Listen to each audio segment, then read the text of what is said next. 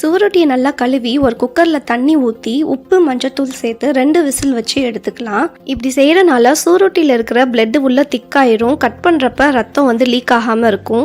ஆறுனதுக்கு அப்புறமா சுவரொட்டியை கட் பண்ணலாம். கட் பண்ணுறப்ப இந்த மாதிரி ஜவ்வு மாதிரி மேலே ஒரு லேயர் வரும். அது வேணான்னா நீங்கள் தனியாக உரிச்சு எடுத்துக்கலாம்.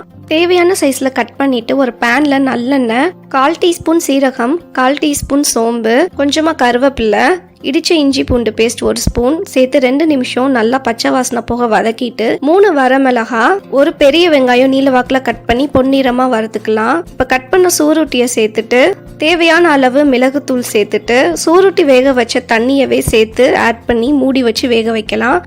தேவையான அளவு உப்பு இருக்கான்னு சரி பார்த்துக்கோங்க. இப்போ தண்ணி நல்லா வற்றி சூரொட்டி நல்லா வெந்து எண்ணெய் பிரிஞ்சு வரும். இந்த ஸ்டேஜில் ஆஃப் பண்ணி நம்ம சூடாக சர்வ் பண்ணலாம். ரொம்பவே டேஸ்டாக சத்தான சுவரொட்டி ஃப்ரை. கண்டிப்பாக நீங்களும் இதை ட்ரை பண்ணி பாருங்கள்.